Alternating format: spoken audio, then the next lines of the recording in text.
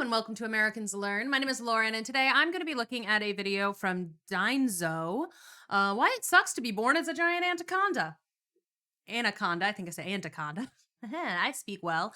I saw this video pop up on my own YouTube page. Like my algorithm showed this one to me, and I was like, I want to watch it for learns. So that is what I'm doing. Because sometimes the suggested things come up and I'm like, well, that would be perfect actually. I want to know why it sucks to be born as a giant anaconda. I mean, there's that guy in the Everglades who's searching for the 20-footer. So, I mean, you have the possibility of getting yoinked. Let's find out why this guy says it's bad. You slip into life from the comfort of your mother's body, born live into the dense, warm, humid air of the Amazon. Your mom Oh, leaves you okay. the moment she pushes you out, not seeing the difference between giving birth and pooping. You and your siblings scatter in all directions, and I the did not jungle know they were doesn't born care that live. you're new here. He was a great sibling anyway. At the moment, you're only a couple of feet long, and honestly, Still, kinda cute. damn. Jaguars, caimans, and even large birds would find a meal like you irresistible, but you Couple of feet long at birth, though? Like, that's bigger than I thought it was going to be for a snake. I really thought that it would start out, like, minuscule. know how to disappear. In the river, you blend in with the brown, murky current, slipping unnoticed beneath the surface. It feels almost fun, but playing in the water makes you hungry. So it's time to get serious. Yeah, Your senses, though serious. still developing, are already sharp enough to pick up movement in the water. You notice Okay. a small fish darting by. So far, all of this seems pretty good. You're independent from the get-go. You know how to work your body. You know what you want to eat. Like, so far, all of this has sounded pretty good to me. A perfect target. You freeze, letting the current carry you, getting closer and closer. Your jaws clamp down with shocking speed, and your first kill is yours. It's a Nice. tiny victory, but a victory nonetheless. Good job. Good the for first you, of many. snake. You want to grow I love that he, like, gave him hands. You give him little handses. Only for celebratory purposes, because obviously he can't use them for anything else. fast. Out here, survival is all about getting big, strong, and sneaky. Speaking of That's like sneaky, The animal's getting constantly chomped in half. I don't know. It tickles me a little bit in this video. Horrible. It would be horrible to actually watch, but it is kind of funny here. have you noticed your skin yet? Look at that. A beautifully patterned mix of green and brown, nature's perfect camouflage. Whether you're slinking through the murky water or blending into the dense underbrush, no one can see you coming. You're practically invisible. That's your first real advantage in this wild place. Nice. It's not much now, but it'll come in handy once you're ready to hunt something a little more challenging. For now, though, you stick to the basics. You spend your days slithering through the rivers and swamps, mostly keeping to the water where you feel safe. Your eyes and nostrils stay just above the surface as you gently slide through, waiting for an unsuspecting snack to wander a little too close. Hello. As you rest just below the surface, you spot a tasty target, a small rodent, foolish enough to venture right up to the water's edge. How You dare it wait need to drink? patiently, and then you strike with lightning speed. Damn, wrapping all right. your coils around it, Teleportation, squeezing tight baby. until it's over. Dinner served. Not bad. You've entered the juvenile phase of your life, and things are starting to get interesting. You're bigger now, faster and stronger. And your prey? Well, you've moved up in the world. Small frogs and fish just don't cut it anymore. Now you've got your eyes on something more substantial, like capybaras. Okay. Aw, Yeah, the world's poor largest capybaras. rodents on your menu now. Hey. No, not today, Jaguar. That was close. But don't get cocky just yet. You're still not the biggest predator out here. There are jaguars, caimans, and other anacondas that would love to make a meal out of you if they get the chance. You gotta That's a stay big sharp ol' and anaconda. use your camouflage to your advantage. Oh wait, it's a caiman basking on the riverbank. It's not huge, probably a juvenile like you, but it's still a risky move. You think about it for a moment, weighing your options. Should you go for it? Could be your first big test as a hunter. Why not? Okay. You slink into the water, sliding gently toward the caiman with the grace of a shadow. Your muscles coil, ready to strike, and it wasn't as tough as I thought. Oh, okay. That's your first taste of success. Nice. I was like not expecting it to work out so great because this video is entitled "Why It Sucks." So far, things seem pretty chill for a giant anaconda. As a true predator, but let's not get ahead of ourselves. Not every day's a win. There are days when your prey outsmarts you, like that one time you tried to take down a capybara but ended up being dragged halfway across the river before it managed to escape. Good job, capybara. Yeah, that wasn't your finest moment, but don't worry, no one saw that. The good news is you're still growing, and with every meal you get a little bigger, a little stronger, and a little wiser. By the time you're fully into your juvenile phase, the jungle doesn't feel quite as intimidating anymore. Sure, there are still big predators out there, but you're climbing the food chain, and fast. As the months roll by, you become more and more comfortable in your Aw. environment. You've perfected the art of hiding in plain sight, waiting for hours, maybe days, or Damn. weeks. Ugh. Oh, Yes, finally. less good. A group of capybaras grazing near the water's edge. You sink slowly beneath the surface, your eyes barely visible Capybaras as you didn't approach. treat you so good the wait, first time, your bub. muscles tense. And then, what? Where did this jerk pop up from?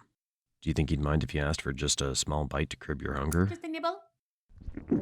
No, maybe that's not such a good idea. Let's get out of here. Yeah, You bye. continue to refine your Sorry. skills, learning more about your environment and your place in it.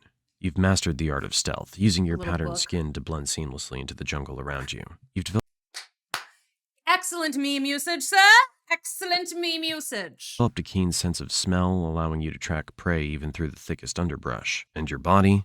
Pure muscle. At this point, you're no longer just a juvenile anaconda. You're Again, all of approaching this sounds adulthood. pretty You've good. reached a size that commands respect, or at least some healthy fear from most of the creatures in I'll this take it. territory. At over 15 feet long and still growing, you're a true force to be reckoned with. No more small-time Indeed. snacks for you. You've graduated to bigger prey. And by bigger, we're talking deer, wild pigs, and even the occasional caiman that dares to cross your path. As you grow, the jungle becomes more crowded, and you need a place to call your own. It's time to search for a territory, a safe Okay. space where you can hunt, rest, and hunt. You slither through the That's dense the important jungle, thing. exploring every Don't be hunting with like a assault rifle, though. I feel like that's not very helpful. That's serial killer territory if you're hunting with an assault rifle. corner, crossing rivers, climbing over fallen logs, and navigating the thick underbrush. You need to find a secluded area, somewhere near water, with plenty of prey but far from other predators. Good luck. After days of searching, you find the perfect spot, a quiet stretch of river hidden beneath a canopy of trees. The perfect territory. You mark the area with your Who else scent, is claiming here? it as your own. This is where you'll live out the next chapter of your life. And speaking of the next chapter, it's time for something new. Mating. It's not just about survival anymore, now it's about passing on your genes. As mating season arrives, you begin to pick up the scent of a potential mate nearby. You follow the trail, slithering through the thick jungle and dense swamp until you find another anaconda, a female. What a beauty. All The courtship begins. right. It's a glad that slow, you got winding her. dance as the two of you coil got her around each immediately. other. Good For job. hours, you You move stud. together in a mesmerizing spiral until finally the deed is done. The female will carry out your legacy. Bye. Several months later, as a female, you find a secluded area to give Oh, birth. so now you're a female. Woo! Boom! I'm just saying, again, this is why it sucks to be born as a giant anaconda. Seems like it's a pretty chill life so far. I think maybe I should have been born as a giant anaconda. You don't lay eggs like many other snakes. Instead, you give birth to live young. Which Between is 20 strange. to I 40 had baby no anacondas will enter idea. the world, much like you did years ago. But your job's done.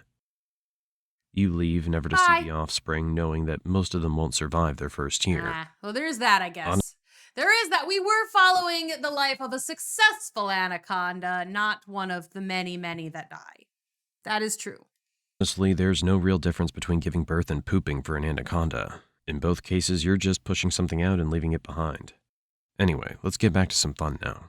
As you grow older and bigger, your body starts to feel the wear and tear of You're a man years spent again. hunting and Huzzah. surviving. You're still strong, there's no doubt about that, but you're not as fast as you once were. The youthful energy that once fueled your every hunt is starting to fade, and you find yourself needing to be a little more strategic with your moves. As you lie submerged in the cool waters of a river, you sense something moving nearby. It's a capybara, casually grazing at the water's edge. My arch nemesis is the capybara. They either embarrass me or somebody else gets them first, but this one, I'll finally taste that sweet, sweet capybara meat. Nobody clip that! Normally, you wouldn't bother with something as small as a capybara anymore, but today you're feeling a little nostalgic. After all, it's been a while since you last took one down, and there's something satisfying about going back to where it all started. You wait, watching, your body completely still beneath the water's surface. The capybara inches closer, oblivious to the danger lurking just beneath its feet. And then, in a flash, you strike. Your Hello. coils wrap around the capybara in an instant, and within moments, it's over. All right, you got it. You've Good still job. got it. But as you swallow your meal, you can't help but notice that it's not quite as satisfying as it used to be. Sure, the thrill of the hunt is still there, but something's changed. You've grown, not just physically, but mentally. One day, as you stalk a young deer near the water's edge, you sense that something's different. Your muscles coil, ready to strike, but just as you lunge, something goes wrong. The deer senses you at the last second and bolts. Hello. You try to chase, but your body doesn't move as quickly as it used to. You miss. The deer escapes. It's the first failed hunt in a long time, but something feels different this time. You feel the exhaustion deep in your muscles, the Ooh. weight of the years finally catching up with you. You That would be slither back to the scary if you water, don't know but you what you're know that it won't get dealing easier with. from here. In reality, most anacondas don't die in battle. They simply grow too slow and too tired. Eventually, the jungle takes them back. Bye. Okay. Bye, anaconda. And my and the one that, oh nope, stop autoplay. The one that it wanted me to watch next was a Brian David Gilbert unraveled video, because I've been watching a lot of Brian David Gilbert unraveled videos. It's just, nostalgic for me. But like, anyway, okay, that was interesting. I mean, I definitely learned something. Specifically that anacondas are born live. I had no clue about that. I would never have guessed that. So that's interesting. How many other like reptiles have live births? I would be curious to know, because I know that like platypuses, for instance, are a mammal, but they lay eggs and like it's an egg birth. So I'd be curious to see how many like exceptions to the mammals live birth, reptiles egg birth. Like I would be curious to know how many. Um,